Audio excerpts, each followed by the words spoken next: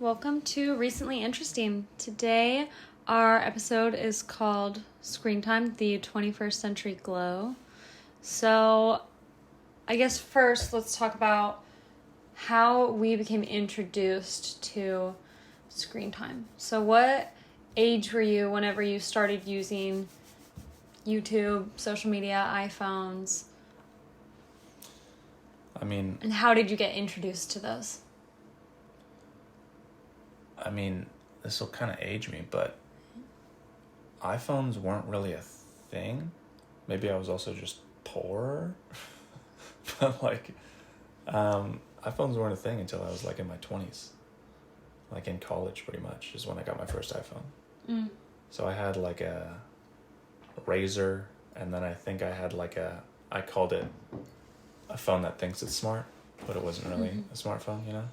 Did you have a phone? It was just a touch screen. That was okay. that was the fancy thing about it. When you were in high school, did you have photo, you could send photos or anything like that? Or it was all separated? It was iPod, GPS, Pretty much, yeah. I had my MapQuest that I would print out, and so I'd have printed MapQuest directions. In high school. And yeah, and then I would label all of them of places that I wanted to go, but it would be very specific. So it would be from my house to this place, from my house to this place, from my house to and so I knew how to get places from my house.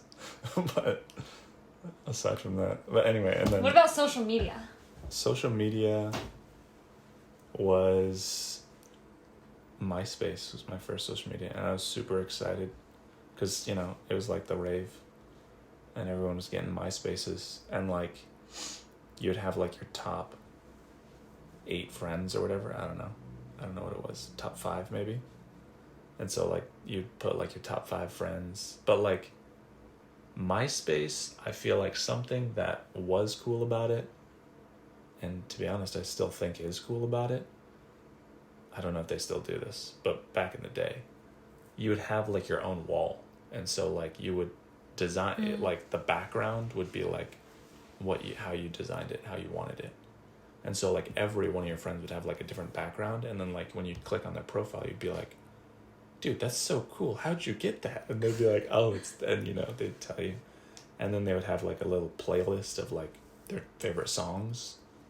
And I feel they probably don't do this anymore because of copyright or whatever, but yeah, so you'd have your wall, so it would be it would be custom to you, and then it would have your favorite songs, and then it would have your favorite videos, and so you'd have a few funny videos that you thought were cool.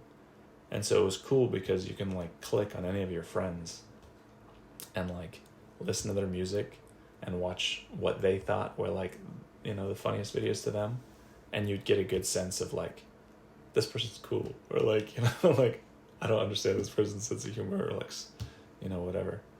And so I always knew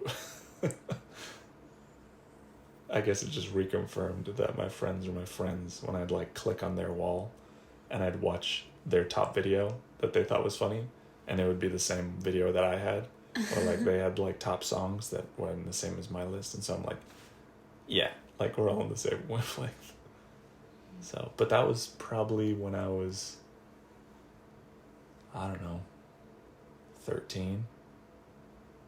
But the thing is too, I feel I've talked to a lot of people as I've gotten older who were yeah, I got on social media and I just started talking to random people, and I'm just what? I'm that's kind of weird. I never did that. I never reached out to people that I didn't know on any social media and say hi, how you doing?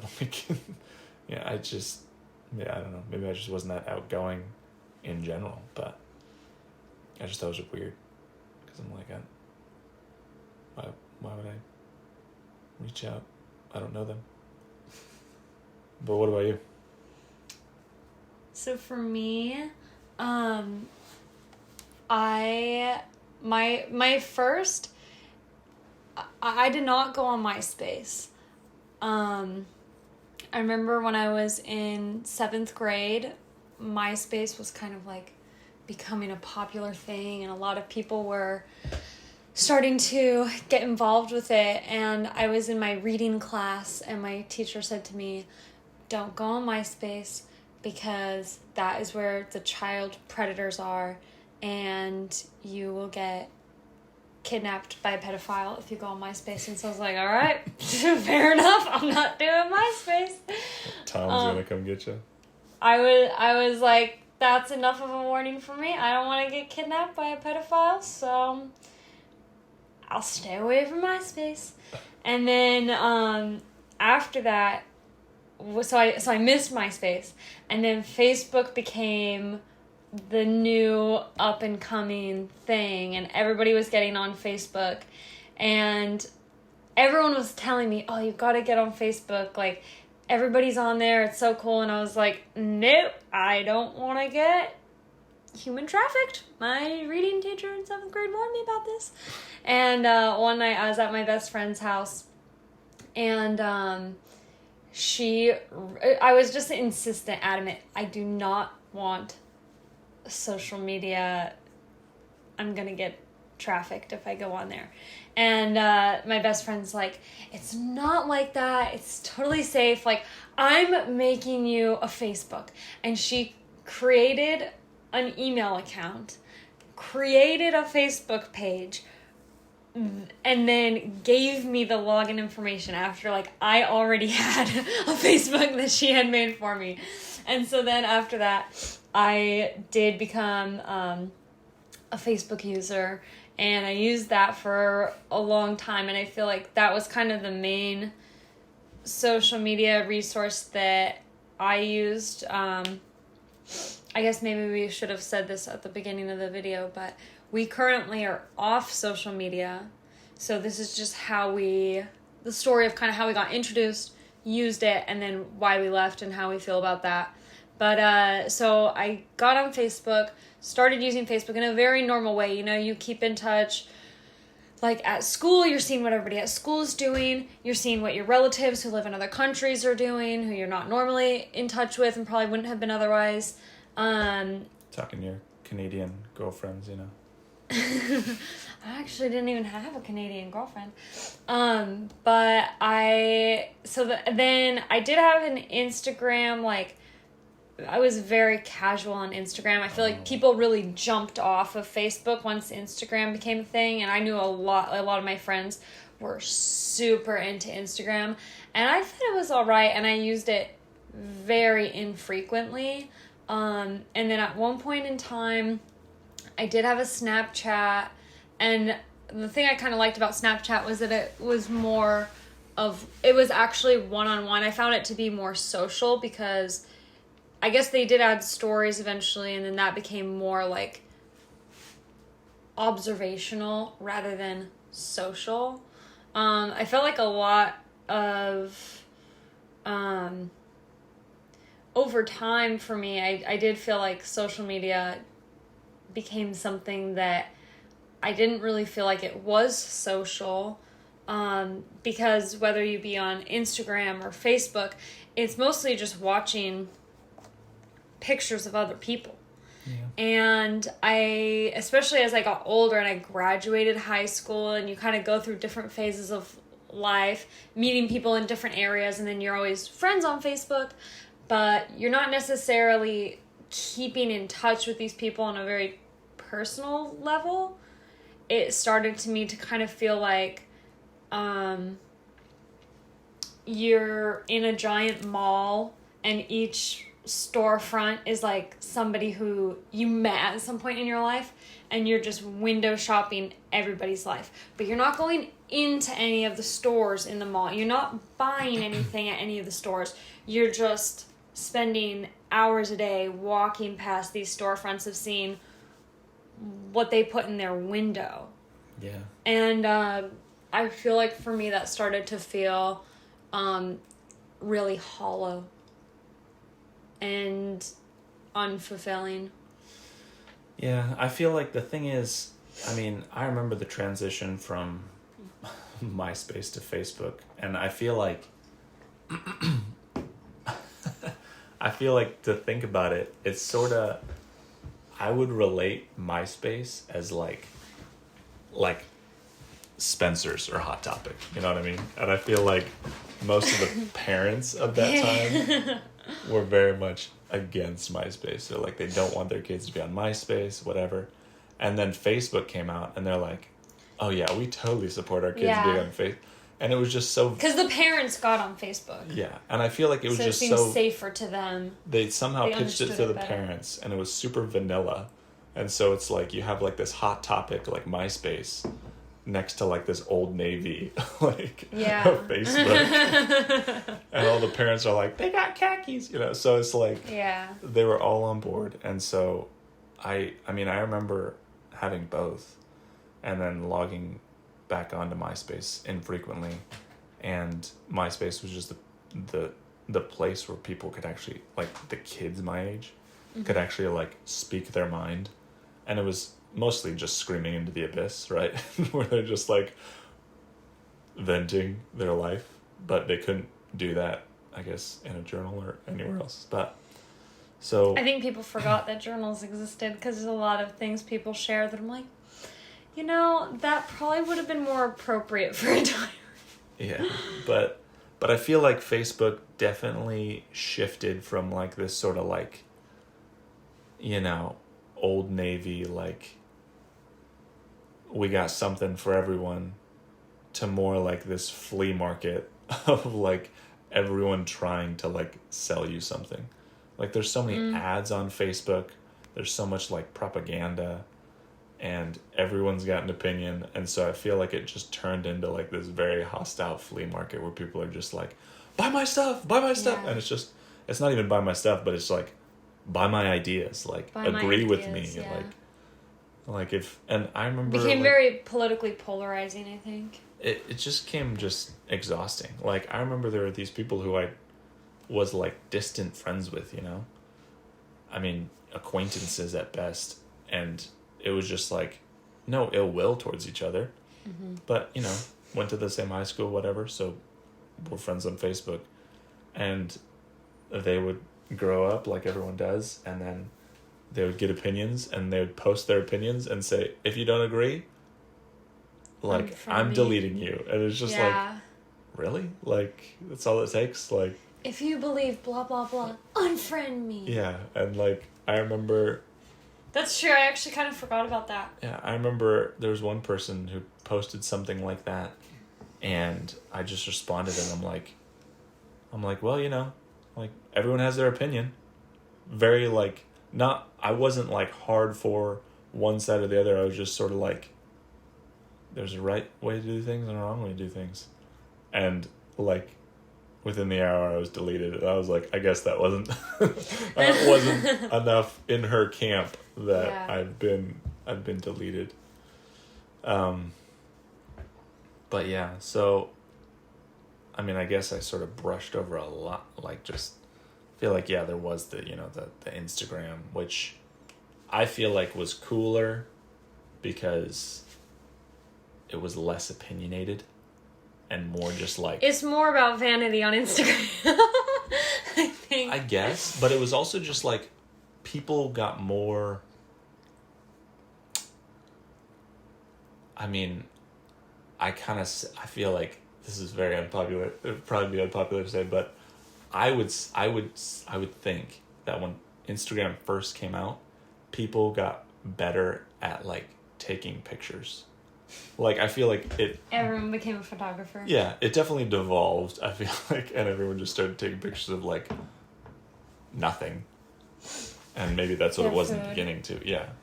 But I feel like it was definitely like people would take pictures of like cool things, and you'd be like, whoa, like, that's cool. Where are you? Like, what is this? That's cool. Like, what, you know? But I feel like when Twitter came around, where people were just like, you know, tweeting, and you'd have followers, but like Twitter was very much like a follower thing, where you would literally just tweet about like nothing that you're doing all day, like woke up. I actually never got into Twitter. Did you do Twitter? I had one because there were memes on Twitter that people would send me. So I needed to have a Twitter in order to see the memes that people were sending me. I had to have a Twitter for a school assignment one time in high school, but that was it. Yeah. We had to like post a current event about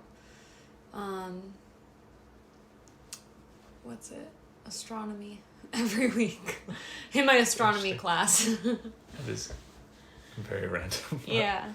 But that was yeah. the only time that I really used it, and I've like looked through it before and I never really clicked with how it functions, I suppose. Yeah. But I feel like that is what sort of influenced Instagram to be like, oh, like I don't have to take pictures of something cool. I can just take pictures of like, you know, the shoes I put on today and be like, these are my Monday shoes. And people would be like, awesome, Monday, great, go get them, you know, another week, whatever, just random stuff. And it just sort of devolved into just nothing, of more of just vanity of the day. But, Yeah. So my question to you is, how much time do you think you spend a day or even a week looking at your screen? I actually like thought through this and did the math on it. So I mean, Should we talk more about us getting off social media and then talk about our iPhones and then talk about YouTube? yeah, all right. You want to keep it in a little bit? All right. That's yeah. just what I was thinking as we were talking about it. It kind of occurred to me. Yeah. That's a good way. Yeah, let's not segue yet then. So, okay. Then why, to go back, why did you decide to get off social media? So I feel like for me, it was pretty I kind of gradually got off of it, just like how I gradually got onto it, I suppose. So there was certain apps that I deleted at certain times. So there was just one point in time with Instagram where I think I got logged out and I didn't remember my login information and I couldn't be bothered. Like, I just wasn't interested in it. But then, so my main social media apps that I had was just Facebook and Snapchat. And then I feel like with Snapchat, I was primarily using that like to talk to you. And then once we got married and we were living together, it was like, Didn't need to snap me anymore. yeah, like you're in my living room like all the time. So and then it also, I feel like I don't know, I mean, once you're married, to Snapchat other people would feel kind of weird. Like if I was gonna like Snapchat if you were talking to another guy or something, that just felt a little weird, you know? Marco Polo's the same thing. I don't really Marco Polo guys. Huh. I mean, you know, it's the same thing. It just has memory. But like even our mutual friends who are guys, like I would maybe send them a text if I was going to talk to them about something.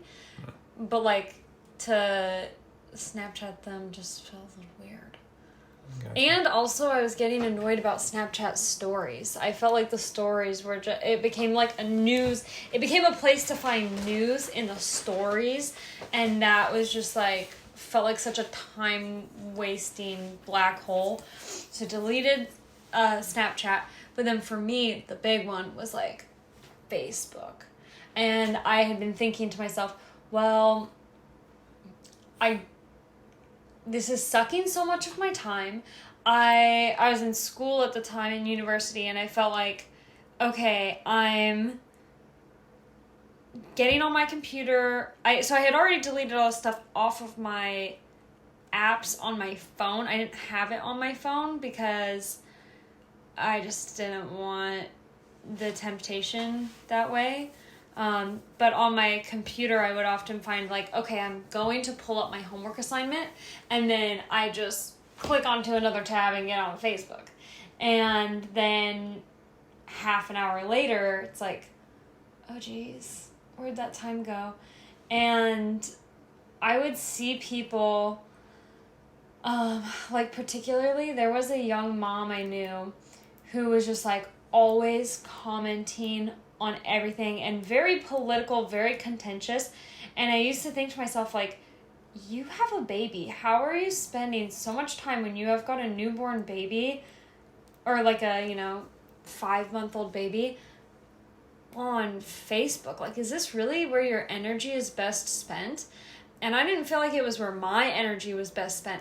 And I would get, not often, but sometimes I would get into little tiffs with people, like, about political things that they would say, and I would disagree, and then we're off in the comments going on and on and on for ages.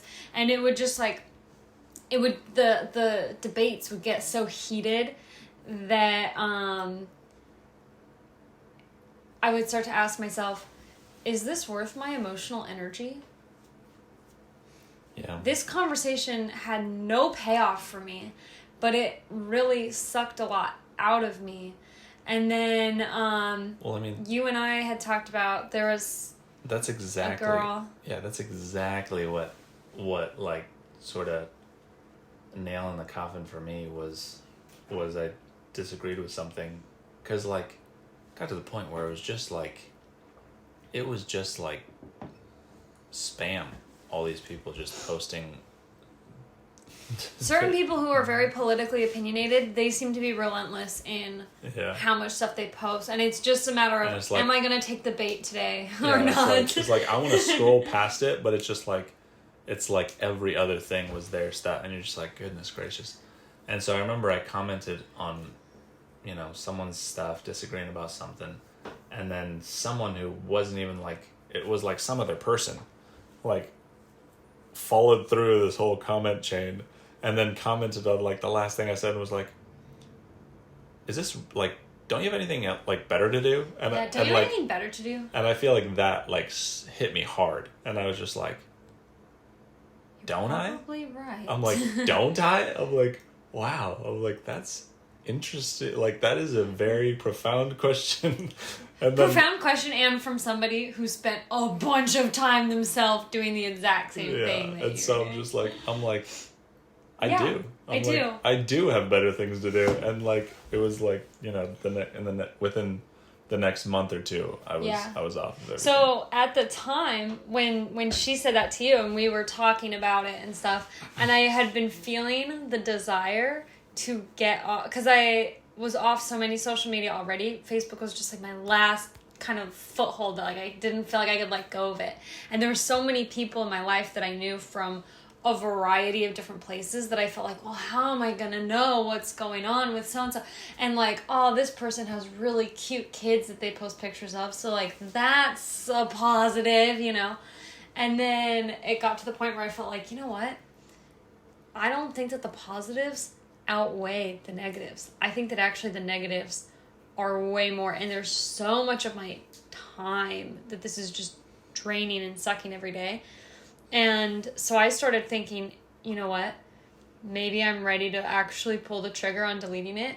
And I was in my last semester of school at the time, and I had one class that a part of your school assignment was that you had to do a Facebook post every week about like some certain topic.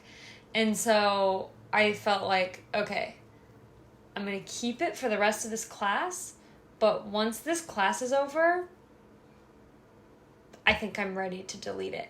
And then you were feeling the same way. And so that was like your birthday. I remember we decided, okay, after your birthday, we're both going to delete it. And I think it was a lot easier to do knowing that there was some solidarity there, that it wasn't just me being like, now I'm in total isolation from like what feels like isolation from everybody else. And the thing is, we say we're completely off, but I feel like it's kind of a cheat to say, because like, sure, I feel like well, sure, like Facebook is deactivated, but we still have Messenger.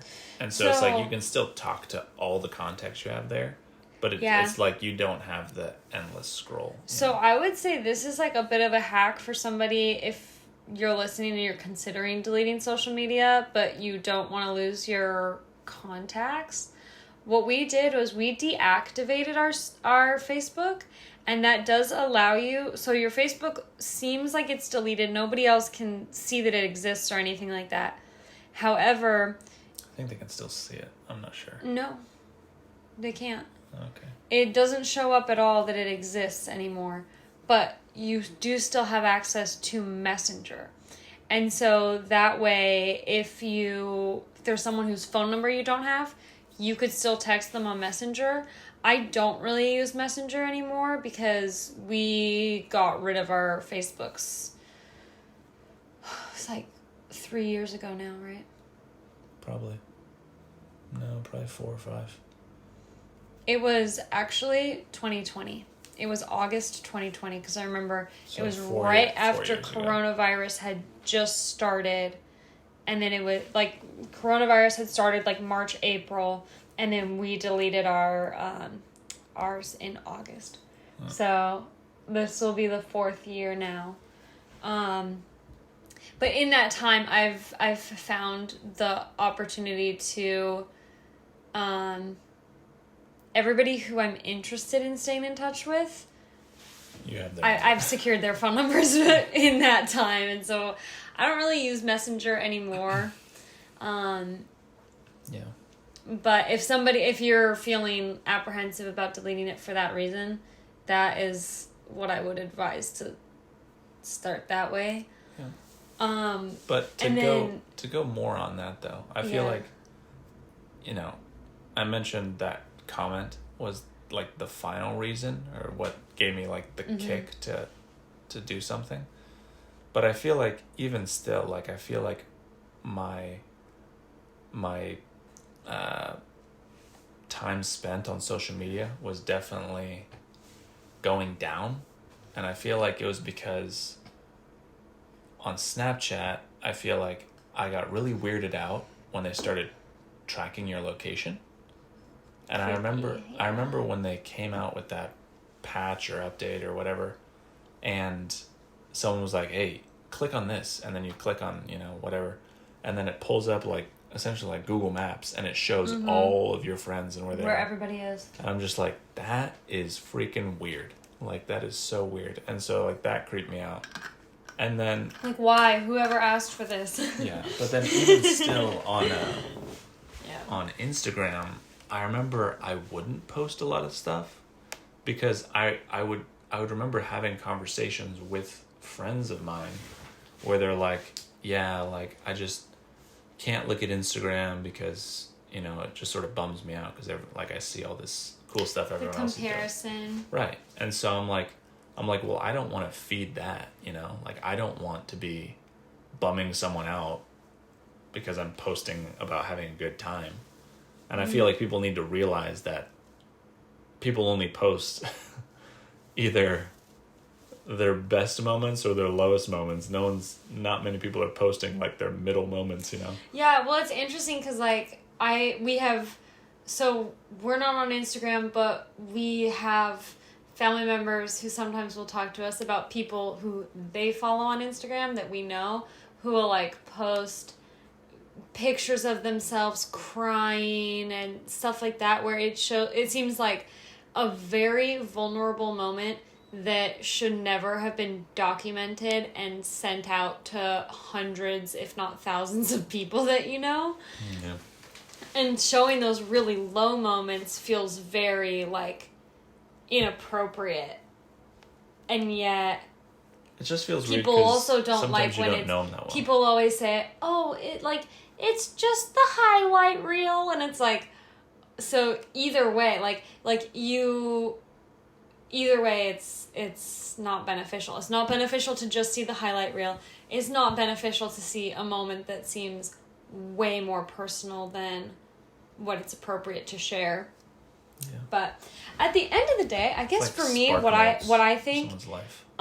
something that I have started to feel since stepping away from it is that there's certain information that your personal information that people should earn knowledge of that information by actually being in your life, participating in your life, talking to you, rather than just observing it because you announced it online. And like, I don't think that anyone who you've ever casually known deserves constant updates on what you're doing, how you're doing, your new address. I think that, to me, I feel like there's a benefit and there's an added value in like, oh, I get to know this personal information about somebody because I have a active relationship with them. And I actually enjoy the fact that people have to earn that information. It makes your friendships more valuable. It's like, I've heard this thing before of like, I would rather have 2 quarters than 50 pennies, you know? And I feel like when you have, a lot more people have access to you on social media, like on Facebook, but they're all pennies. They're not quarters. Like, I would rather just have 2 friends who know everything about me because we actually speak to each other. We call, even if we don't live close, because I do feel like a benefit of social media is that you can stay in touch with people who you don't live close.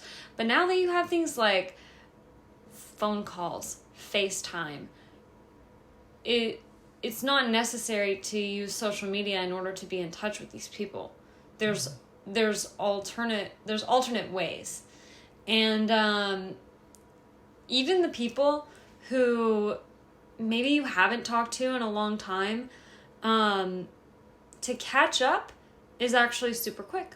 Like, I would have a friend who I hadn't talked to for maybe a year or 2, and then we text one day or we call one day, and it's like, oh yeah, I moved state and I had a baby. Like, it's very quick to catch up on these things. I don't need to announce I'm moving state or announce I'm pregnant or I had a baby or whatever. Like, it's so quick to catch up. Yeah. And it's not as hard as you think it is. I will say also it's kind of ironic because it's called social media, but I feel like it's actually a very anti-social experience for most people. That getting that initial transition of getting off social media, it almost felt like, oh man, this person who I haven't talked to in quite a while, is it weird if I just text them? Or if I just call them to say hi? Like, those things almost felt uncomfortable because it's like, I've just been we haven't spoken in a couple years, even though we used to be really good friends, but I've just been looking at your life and watching what you're doing, and so I know a little bit about what's going on with you, but not because we've talked about it.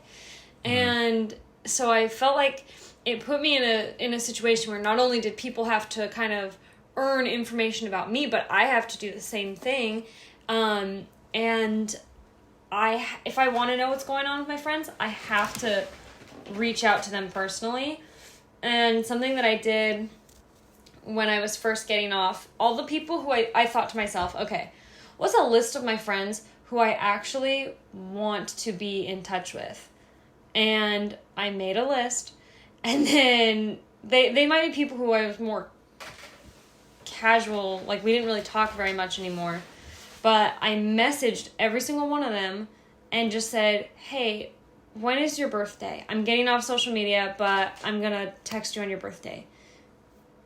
And they all told me what their birthdays were. I wrote them down on my physical calendar that I had on my fridge, and it was a little bit awkward. Sometimes it's still a little bit awkward. I feel way more comfortable doing it now, but whenever it's their birthday, I just call them up and say, and if it's an awkward conversation, if it doesn't feel as comfortable talking to them as it used to be, then you just keep it short. It's just, hey, happy birthday. How are you doing? Do you have any plans today? Okay, cool. Anyways, good to chat to you. Bye.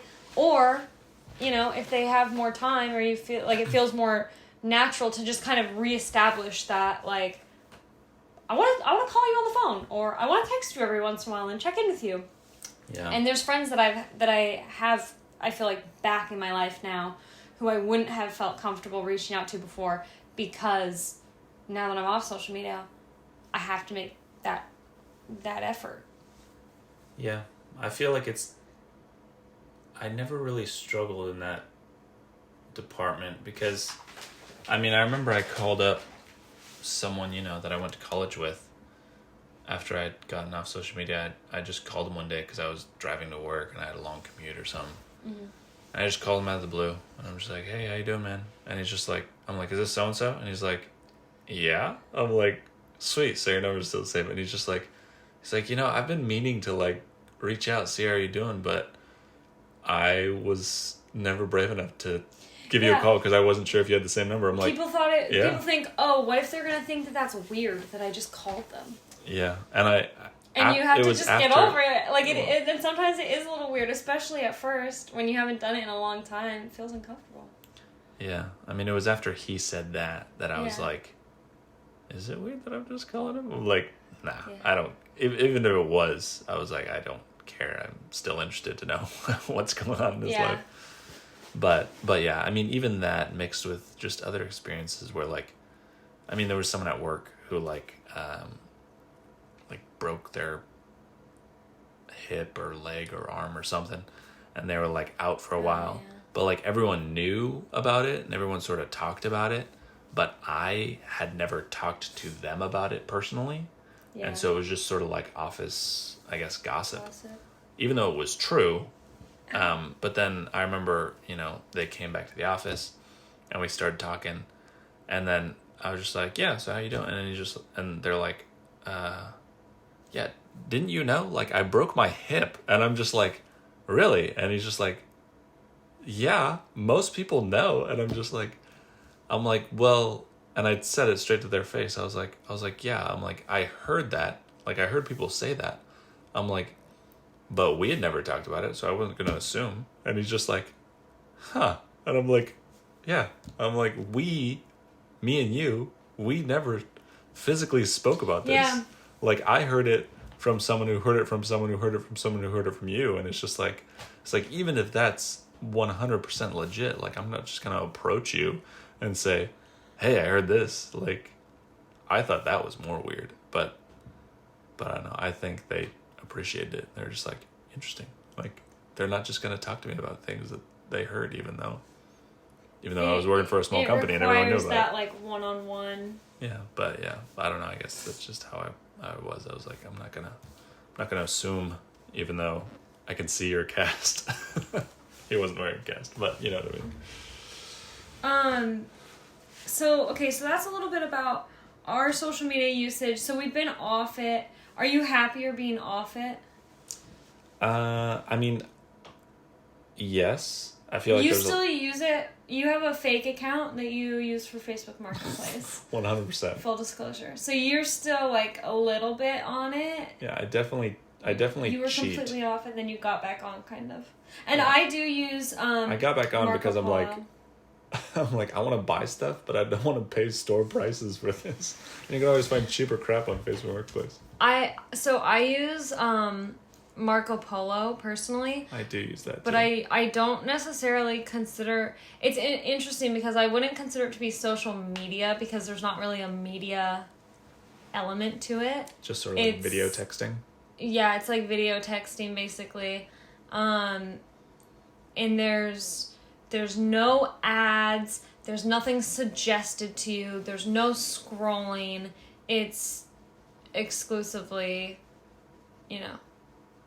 you watch the video that somebody sent you and you respond. Yeah, it notifies you of people talking to you, not of like, oh, there's a new... People are on. Yeah, there's a new story. Actually, I think it might notify you that people are on. You just have to toggle that. But I have my notifications turned off on all that kind of stuff, so I only see if someone's... Yeah, so I guess I'm not too sure. Sending me a message. But there isn't, as far as I'm aware, any like stories or news, and it's like... No. And it doesn't notify you that like, hey, like, there's new stories of like news that you should watch, and it's just like, I don't care. Yeah. Like, I don't care. But I feel like, speaking of news, that is definitely one thing that I feel very much in the dark about. I don't know if it's really dark about, but like, I feel like definitely stuff goes on that gets traction on social media that I'm just unaware of, oblivious to. And so people would be like, oh my gosh, did you hear? And I'm just like, no. What happened? And they're just like, how do you not know? And I'm like, well, I live in a generation where we don't have, like cable TV. We have like Netflix. And that doesn't run any sort of news channels. For our generation, we're 29, by the way. So for our generation, it seems to me that like our main source of news was using social media. Like finding the news through social media rather than, I don't think that any of us ever watched the news, sat down, was like, it's 5 o'clock. Time to see what's going on today. Yeah. Yeah, I feel like the only time Never read the newspaper. only time I've ever seen the news and watched the news is if I was at like a hotel and I was getting their free breakfast. They always have the news. That's the only time I'd ever watch the news. Get the weather in like some state that you're not even in. Which, it never made sense. You'd like be there and you'd be like, I'm in, like, why do I need to I'm know on the West what's Coast. On the other side of the country? Why is it showing me like, weather. Why is it showing me Kentucky when I'm not in Kentucky? And it would just be like, and on to the next states, like, here's what the weather is in Maine, and you're just like, wow, you're just jumping all over the place. Yeah. Like, I'm not sure where we're going here. But I do feel like that's been kind of nice being away from that, because there's a lot of news that is actually irrelevant to my life that I don't need to commit as much attention to as I would if I just happened to see it. For myself personally, something that I've been kind of trying to pay attention to now is because I am on YouTube. I watch YouTube videos, and I got to a point where I feel like, I don't know, maybe that's becoming the little toxic place that Facebook used to be, politically speaking. YouTube political content, I feel like, also is getting to me to that like toxic place. I don't fight with people in the comments or anything like that, but there's just so much content to watch every single day, new stuff, that so many of the story, it's never anything positive. It's just criticizing people that they don't agree with. And do you need to fill even say 30 minutes with your day of listening to someone else, someone who's not in your life, criticize other people who are not in your life? Like, it's just too much. But they have the catchiest titles on their videos that it just reels you in. It just draws me in, yeah. Especially the like celebrity news stuff. I'm like, ooh, I've got to know. It just, that curiosity gets me every time. I'm trying to consciously avoid it now. But it definitely is tempting. Yeah, something that I feel like is often a conscious thought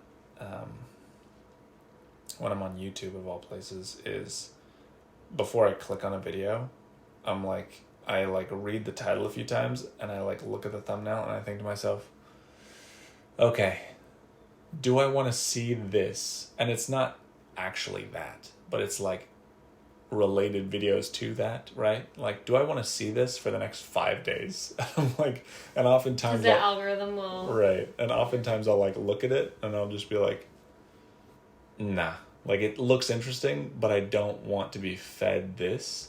And so I'll click on other things, and I'll just click on them, watch for 5 seconds, and then click off. So it reshuffles all the suggested and gives me stuff that I'm okay, yeah, that's what I want to watch. Wait, do you know that you can click not interested? Yeah, I feel like it's more powerful to just click on stuff and then watch a little bit of it, and then it'll just start suggesting all that stuff. I don't know. I don't know anything about algorithms. I don't know if what I'm doing is even correct, but I will say it does work for me. Okay. So something that I use on YouTube, I save a bunch of stuff to my watch later list. Mm-hmm. And something you can do to trick the algorithm, by the way, is because I get my suggested feed at the beginning when I first get on YouTube, because I do have that as an app on my phone. And I wanted to like listen to audiobooks more on YouTube, and so I had some in my watch later, but then I also had other videos in my watch later, like political content or stuff like that, and then I would just end up watching those other things instead of listening to the audiobooks. But what I started to do, because I wanted it to recommend me the audiobooks that I was listening to instead of showing me all these other kind of like, you know, more like fast food type videos. And so love those. What I would do is an audiobook that I'd listened to a little bit of. Instead of going into my watch later folder in order to click on it, I would click on YouTube and I would just scroll down and scroll down and down and down until it recommended me that video from my watch later list. And then I would click it, but on the home page. And then the next time I got onto YouTube, it would be the first thing that it would recommend me. And because I would click it from that page, it started just exclusively recommending me that. Because, you know, it could be an 8-hour book or something. It might take you a while to actually get through it. But that was a way that I kind of hacked the algorithm to show me what I want to actually be seeing. Right. I watched The Social Dilemma earlier today, and one of the comments that a guy made was that you should never scroll for things like he was talking about YouTube, and he's like, search the video that you're wanting to see and then get off. Like, don't scroll, because, you know, I guess at that point you're really just going to satisfy your boredom rather than to actually learn something. Yeah. All right, should we get into screen time? Let's talk about screen time. Yeah. So have you thought about it? How much time do you think you spend a day or even a week on your phone? On my phone? Okay, well, during the week, I would say, like, when my kids are taking a nap, I am usually watching, I have a YouTube video going on in the background. So that would be, like, at least probably, like, 2 hours during the day. And then in the evening, I would probably be on my phone a lot more after they go to bed. So I could say maybe, like, to be honest, I could easily see it being, like, I don't want to say 5 hours, but I could easily see it being 5 hours a day. But then also, if I am on a phone call, like if I'm on a FaceTime call or something, then even longer. Because usually if I'm on FaceTime, that could be like an hour right there. Yeah. And then on the weekends I would actually say less, because we're usually pretty busy doing stuff, so I don't really have much time to be on my phone. Yeah. I thought about this for myself, and I was like, okay, I guess if I was just blanket statement screen time, like any screen, computer screen, TV screen, phone screen.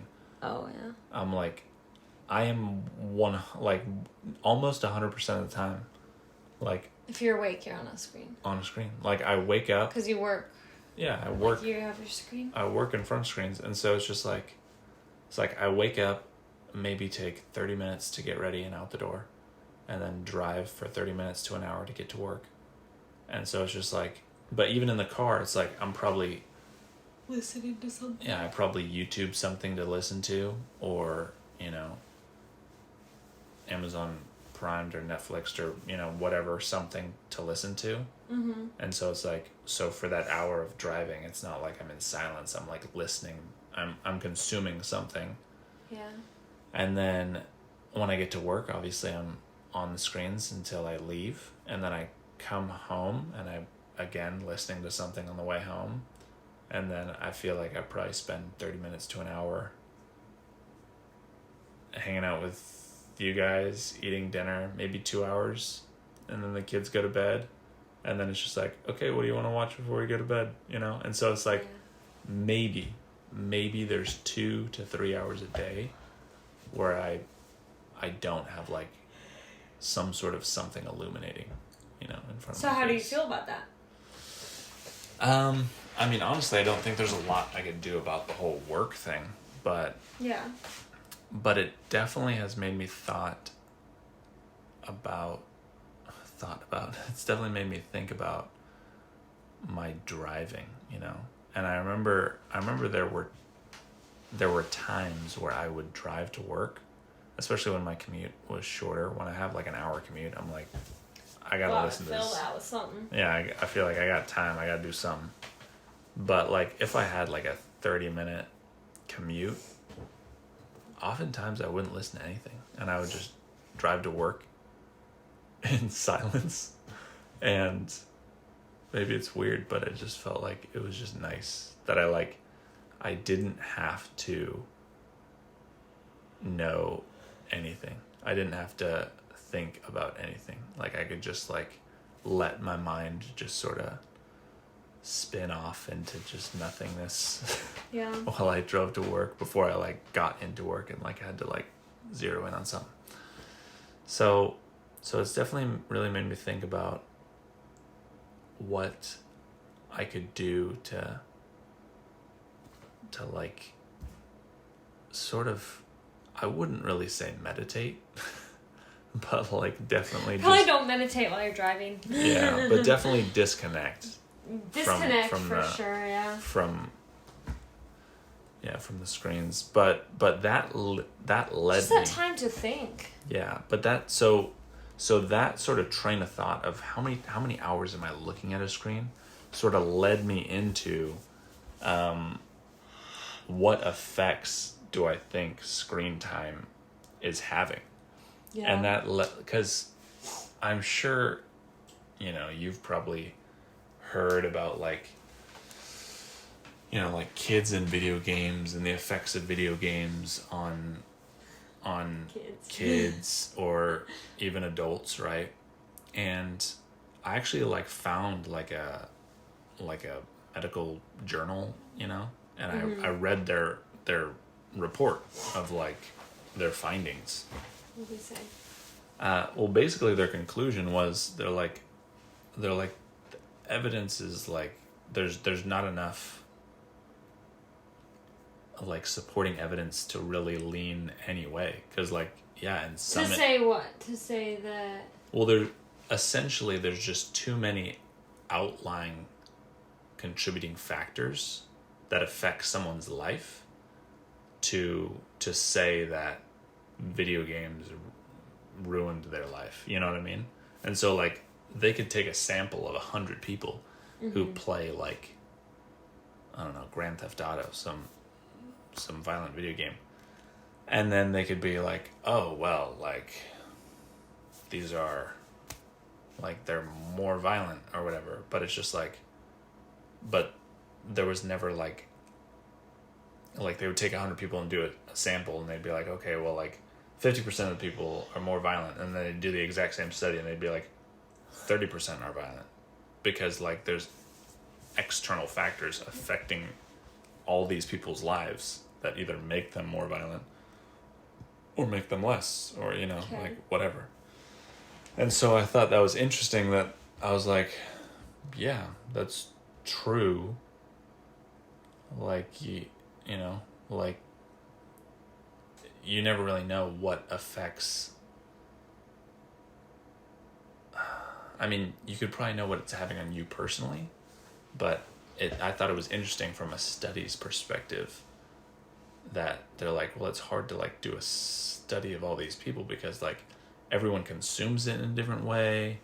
Not everyone's on it as much as each other, And so it's like, it's not like they could just lock 100 people in a room and say, you're all going to play for 8 hours a day, and then you're going to do this, and then you're going to do this, and then, you know, there was no sort of structure. It was just like, there were people who have regular jobs and then come home and play for an hour and like go along with their life. But then there's the people who'd play for 12 hours a day, and so it's just like the effects were obviously different on different people.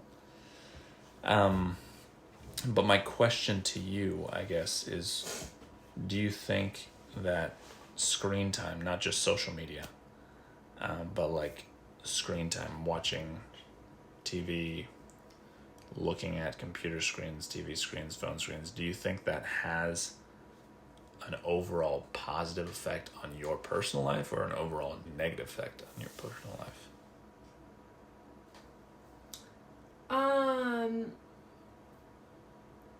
I would say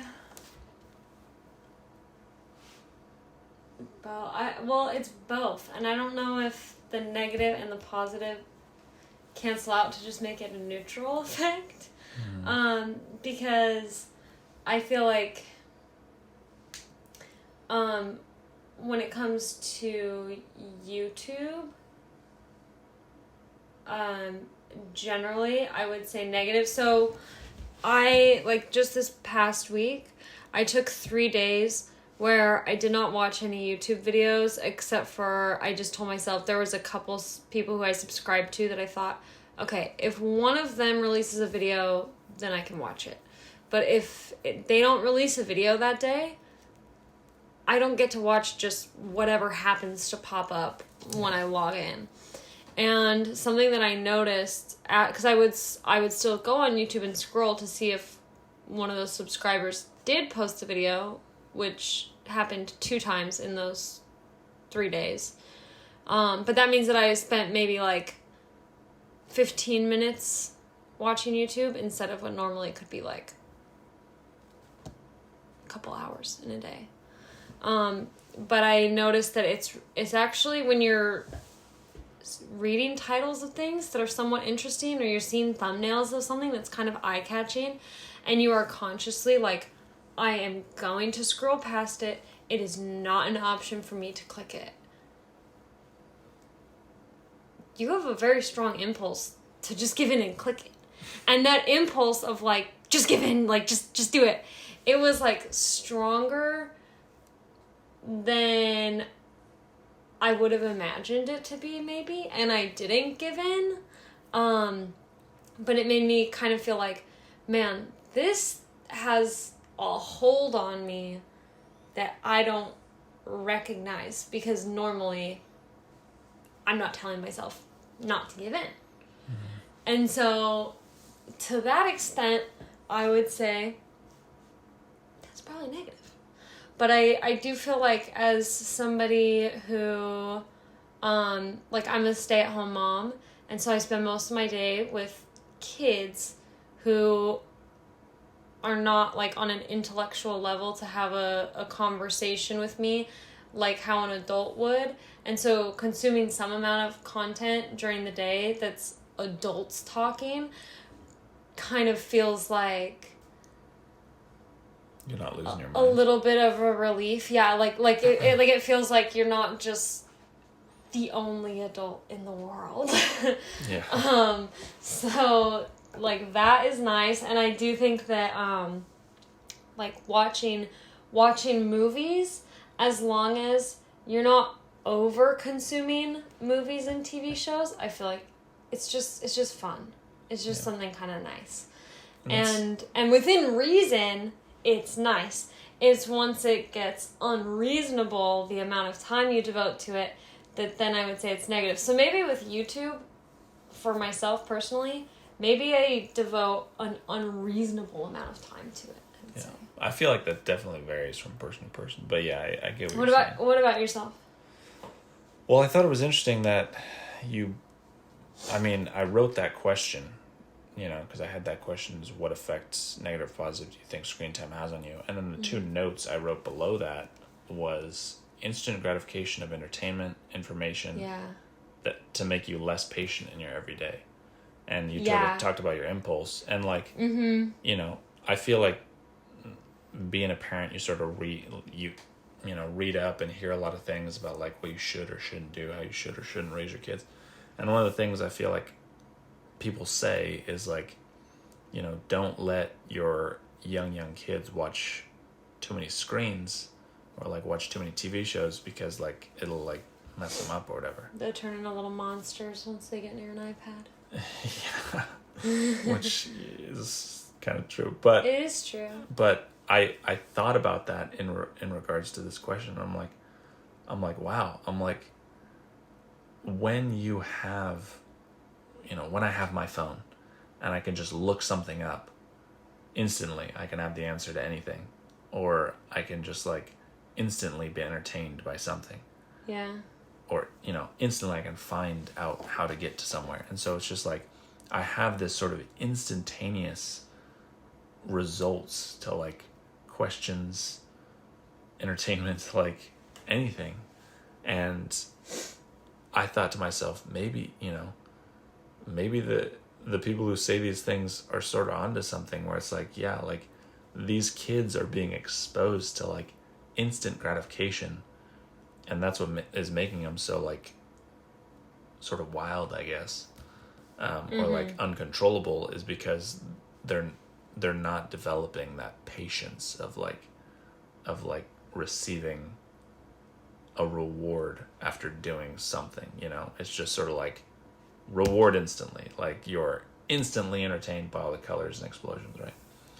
And then that led into, well, what if you're using a phone, a TV, a tablet to unwind, and how is that affecting versus a more like laborious, complicated hobby, like you like knit, right?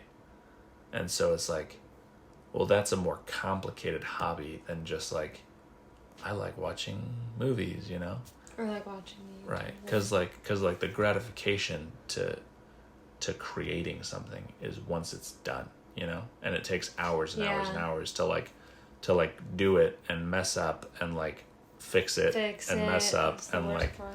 And put it all together, and then finally you'll have a moment of like, it's all together, I have it, it's done, and like that is your reward, versus like, I'm tired, I just want something to like fill like the void, and then you just turn on Comedian on Netflix video and you're just games. Like well, I thought about video games too, and I'm like, I think that's a more complicated hobby depending on the game you play. You could be playing. I feel like, I guess the question would be with any of those things, whether it be video games, TV, movie, YouTube, is this something that you put your time into that then it helps you to progress? Because I feel like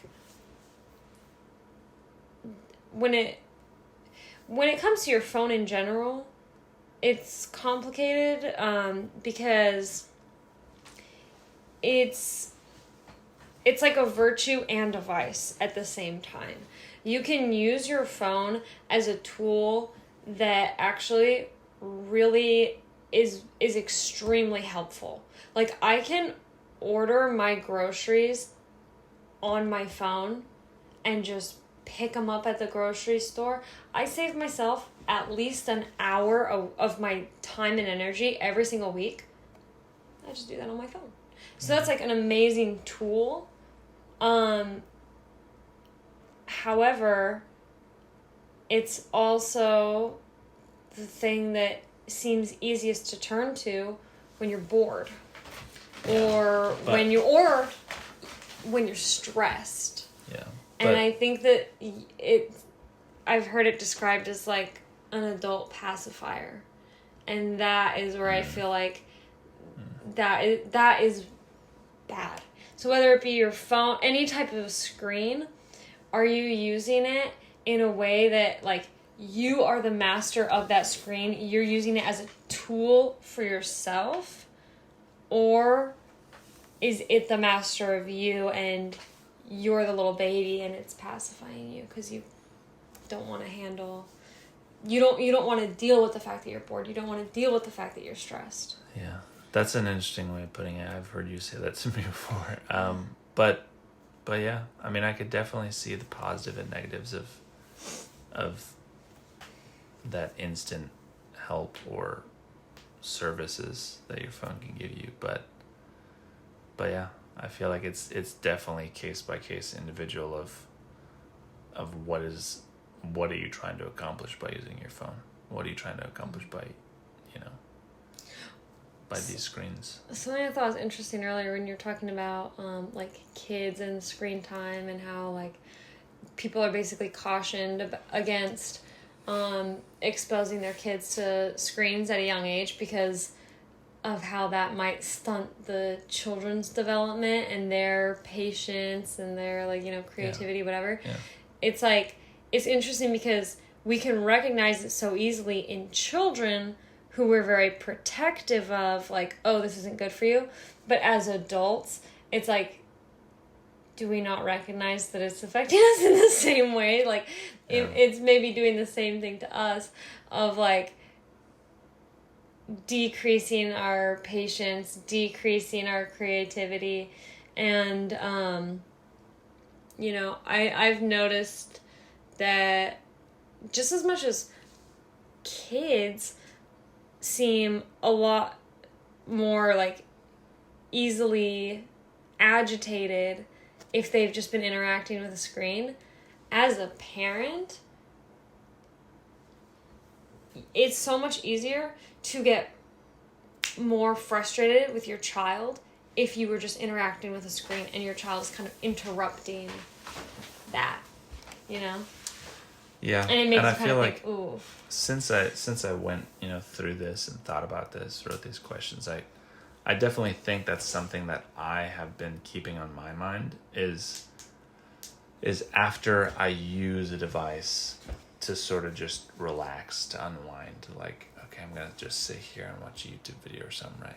Mm-hmm. I consciously think to myself and try to look into myself, and see how I feel afterwards. Mm-hmm. And I think to myself, okay, did that moment that I took, did that satisfy, my need to relax? Like, do I feel relaxed? Do I feel like now I've given myself that moment of indulgence? Do I feel like I now have more energy or more focus or more whatever to, like, accomplish whatever I'm, like, needing to accomplish, right? And I feel like there are definitely some things where I'm like, I was able to go, take a moment to myself, and then I come back and I'm like, okay, like, I have realigned myself and I'm no longer frustrated and I can focus and I can do this. But yeah, and I feel like that happens more often than me coming back and just getting upset quicker and leaving.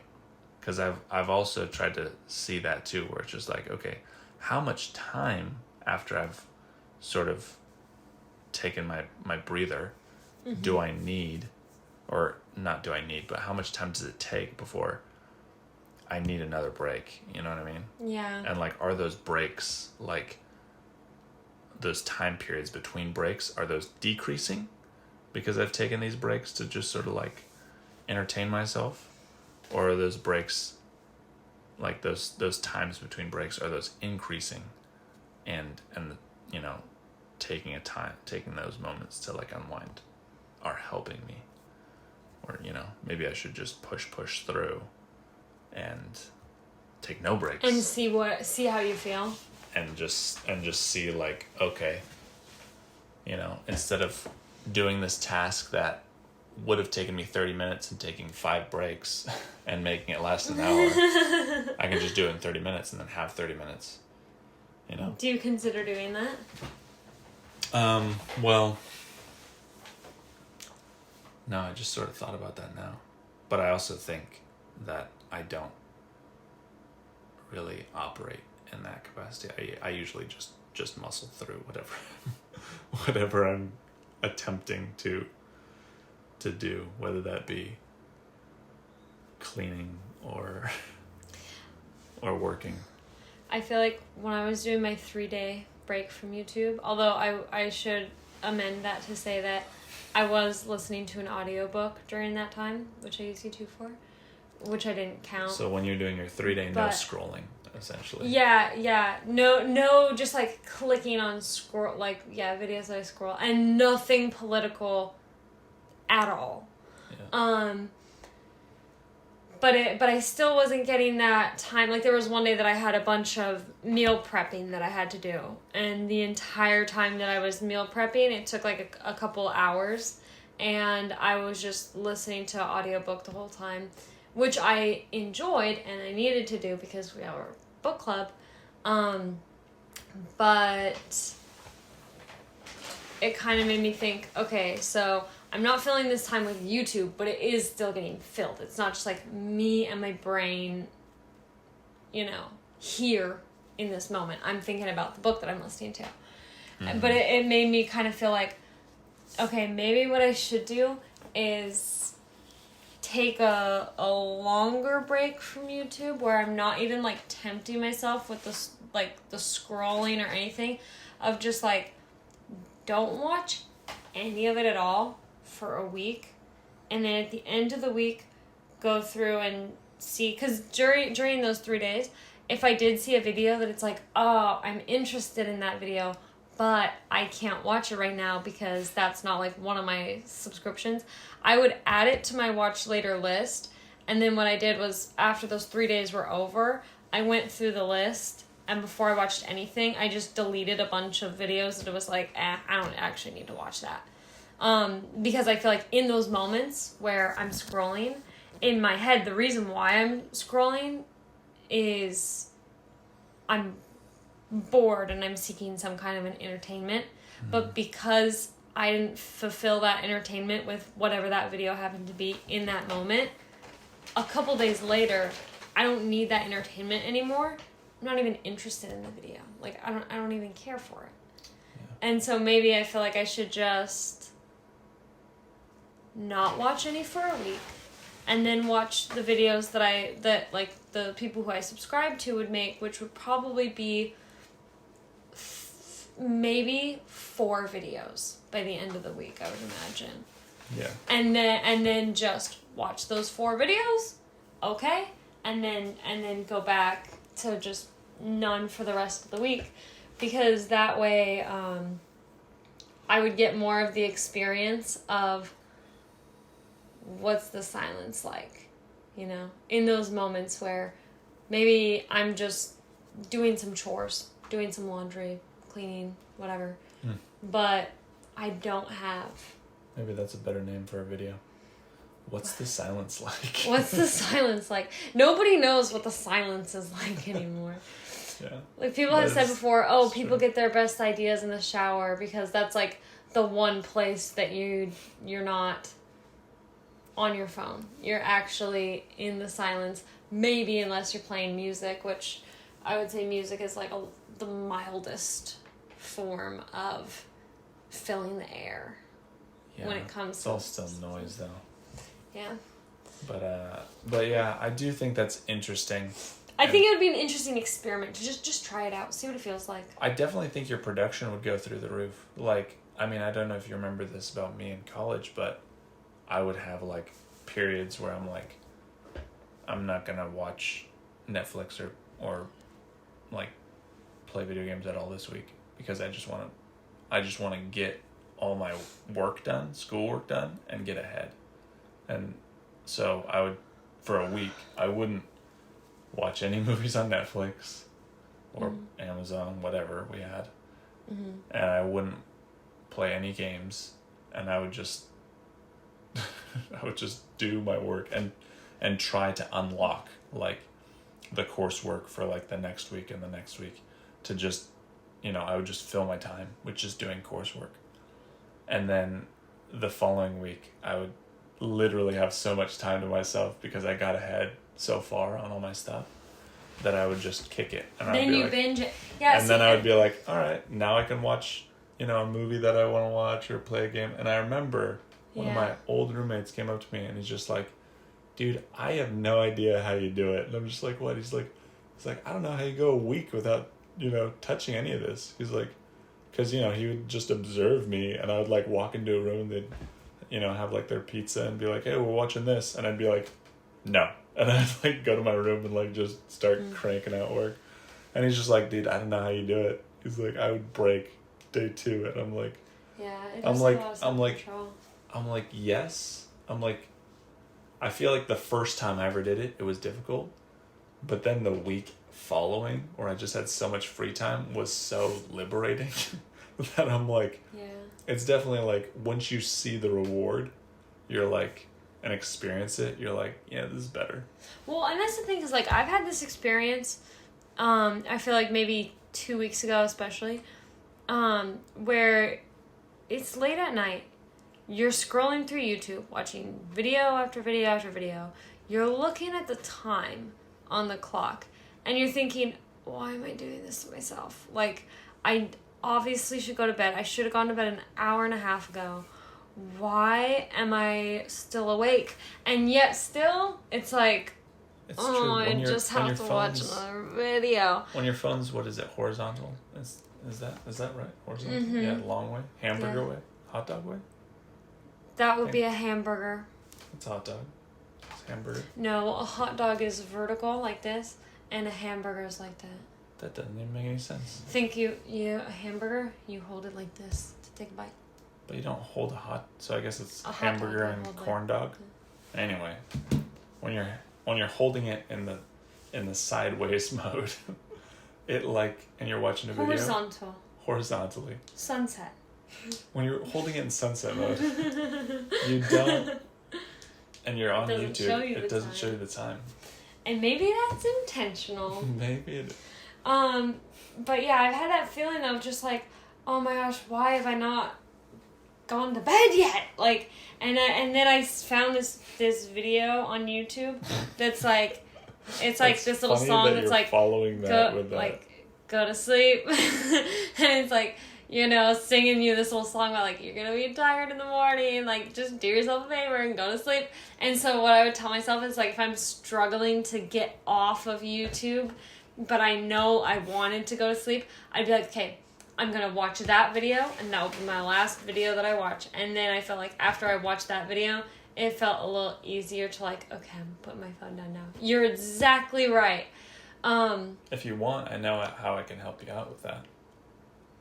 I already know how I can help myself out. Just take the app, put it elsewhere.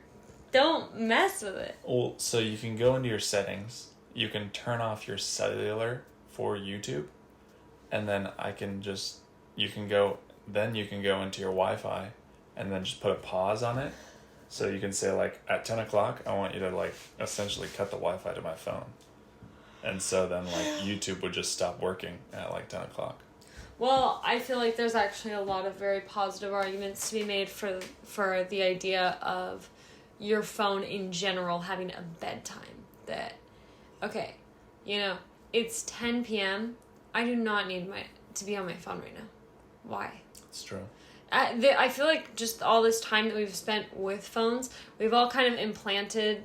This idea has been implanted in everybody that if you don't have your phone, something very important is going to come up and you're going to miss it. Like, but then my family member might end up in the hospital and they needed to call me, or like, something that's like, I think back in the day when people used to have home phones, it's like, if there's an emergency, I'm going to get a phone call on my home phone, and if not, it's fine. I don't need to be connected to this device. Something that I heard on a podcast that I listened to recently was that there's a difference between, or I guess what's become blurred for us, is the difference between important and urgent. And just because on your phone you get a notification, it's like urgently grabbing your attention, but that doesn't actually mean that it's important. And so if you ever feel your phone vibrates, you get a text, and just think to yourself, you know what? That's urgent in the sense that it's urgently like trying to get my attention, whatever that text is, it's probably not important. I could probably wait a couple hours before I even read it, and then just see if that feeling nags at you of like, but I wonder who it is. But I wonder what they said. I wonder if they need to hear back from me quickly, you know? It grabs at you so much that it just makes me think, especially when it comes to bedtime or going to sleep, like just feel free to live in the comfort of nothing that important is going to happen. I'm at home, I'm with my family. There's nothing on YouTube that won't be there tomorrow. Yeah, like you could get a home phone that lives in the kitchen that's just like, you could tell your, you know, extended family, if you absolutely need me, call me on this number. But that is a phone that does not have a screen, that lives in my kitchen, that is for emergencies only. The thing is too though, like, and free yourself everyone from has like, everyone let yourself has go a to phone. bed. Everyone has a phone. And so if something really like urgent, an emergency was happening, your family members are probably dialing 911 and not you. You know what I mean? Like they will call like you know. That's true. Anything someone's can wait dying, till the morning. You know, someone's dying. They're not gonna call you and be like, so and so's dying. They're gonna be like, we're calling the hospital. We're getting them to the hospital, and then once that person, you know, once That's that person's true. I would stable, just find out in the morning. they'll probably shoot you a text and be like, hey, so and so's in the hospital. Yeah. And so it's like, it's not like there's anything that you could actually. And don't get me wrong, maybe you are the like, emergency contact for someone, but like yeah. at the point where we're at, it's like no one is calling us for an emergency.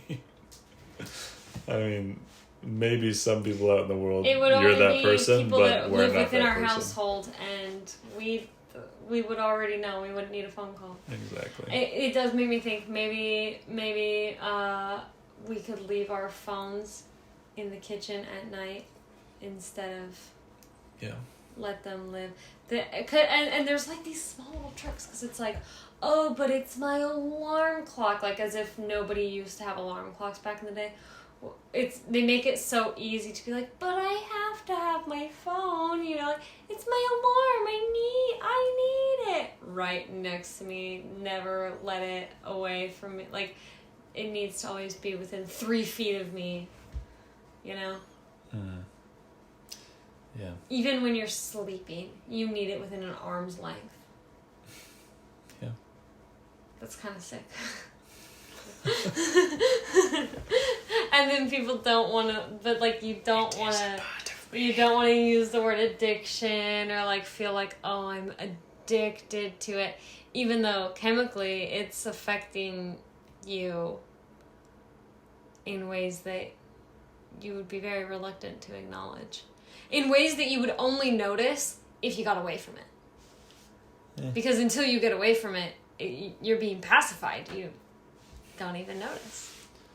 Yeah. The dopamine withdrawals. Yeah. But that's all the questions I had for you. Do you have anything else for me?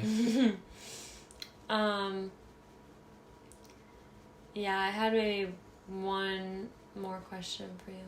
All right. Okay, so how do you feel about using your phone in the presence of your kids? I don't think it's a problem just because I don't know if I have it just because I just don't see it as a problem. Like if you're watching YouTube videos and your kids are in the room.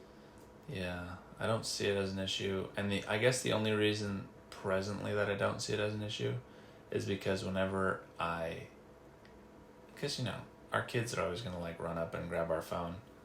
But, like, they can't get into it. They can't do anything about it. But whenever they do, they always bring it to me or to you.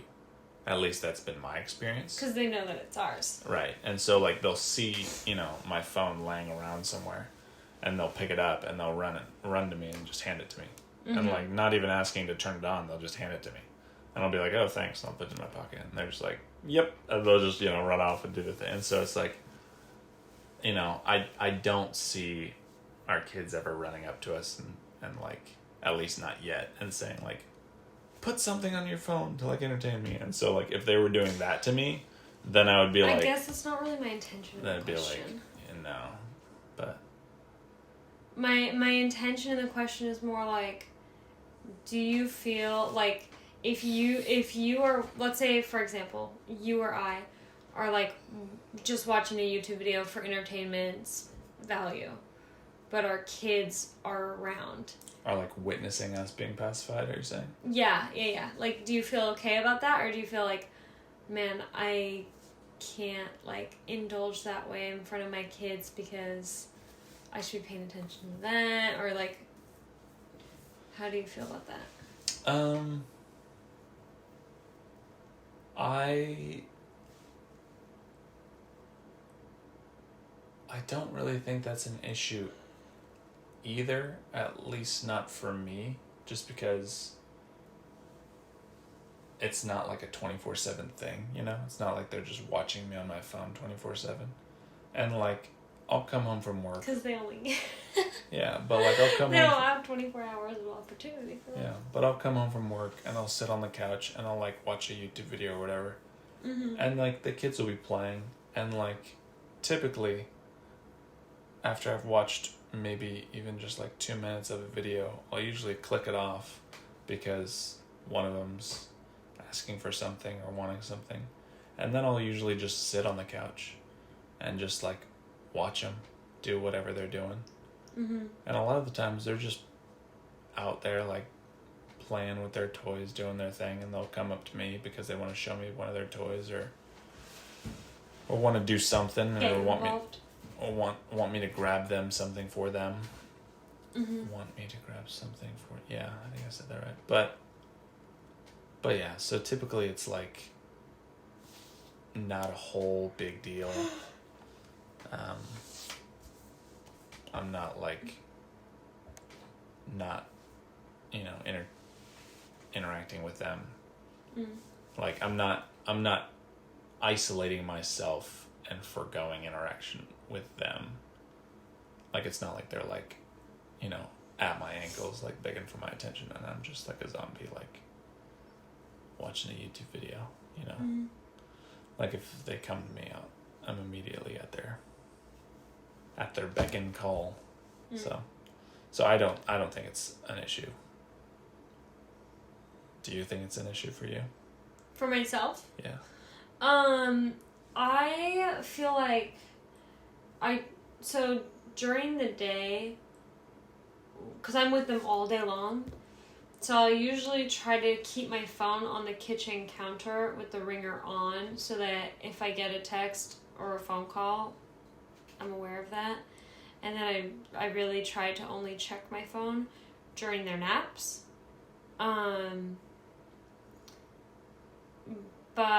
Or if I hear that I get a message specifically. But I do feel like if I find myself in a situation where I am watching a YouTube video for whatever reason, like maybe I was, cooking lunch and they were both off in the other room and I'm just, like, watching a YouTube video while I'm cooking lunch. But then it's like, I kind of want to finish the video, and then I, like, continue watching it when I'm around them. I feel guilty about it. I feel like, I should be paying all that attention to them when they're around. I don't want them to, like, look at me and think that it's acceptable for me to be more engaged with my phone than with them if I'm doing something that I consider to be unimportant. If it's like, you know what, I do order the groceries on my phone and I have to order the groceries, so I'm on my phone and I'm ordering the groceries. Or if I'm on an important phone call or something like that, then I don't feel guilty about it. But if it's like, I'm just watching a YouTube video that's totally stupid, Mm-hmm. then I feel like, it's probably not good. Yeah. Gotcha. Well, yeah. That is all I have for you. Do you have like any action items from the conversation that you're like interested in trying out? I don't think I have the mental bandwidth to list any action items. I'm very tired. Been talking for an hour and a half and it's getting late. Yeah. But okay, if I can do it right now, action items. I would say when I'm in the car, try to either one, listen to nothing, or two, listen to a book. And that's it.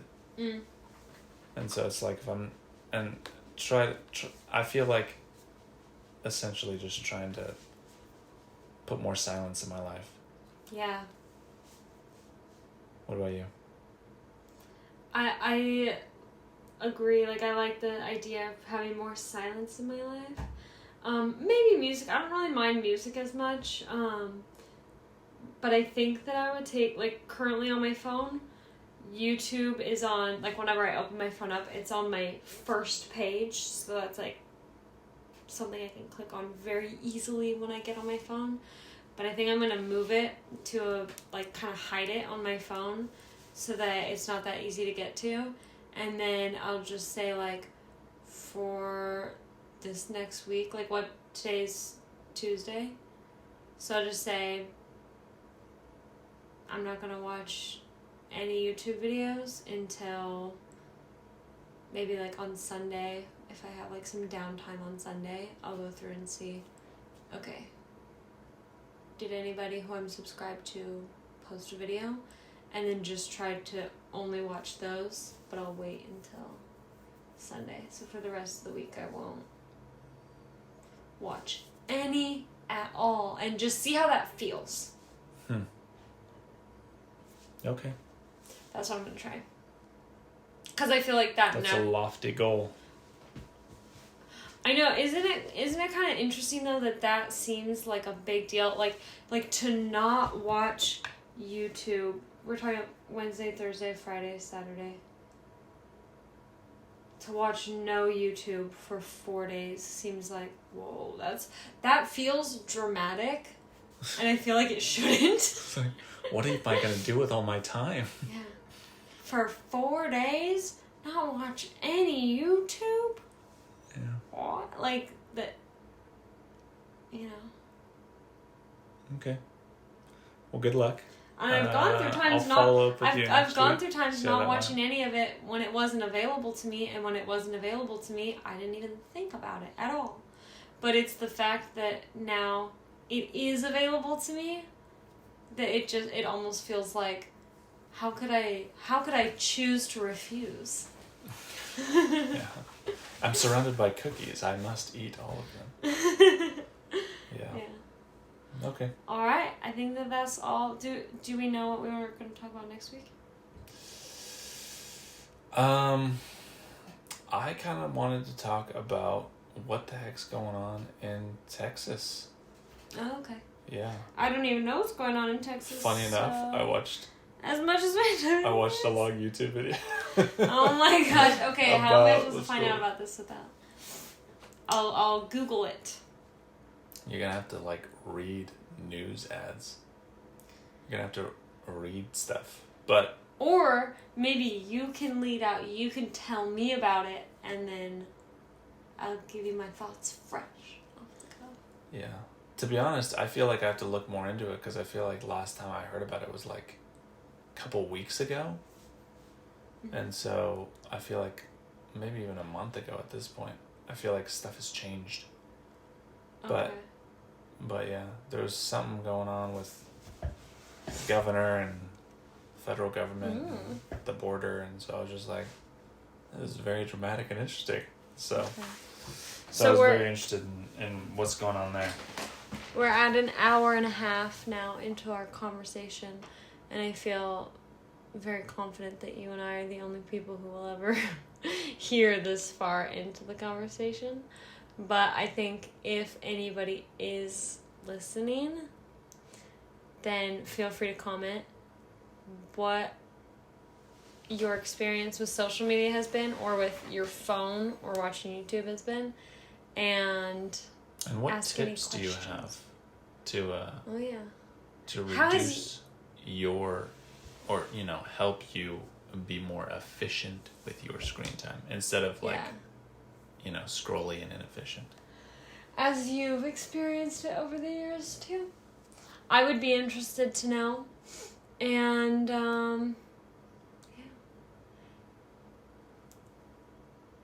What? I would love to hear some people give their input on what we've been discussing. I'm interested to hear.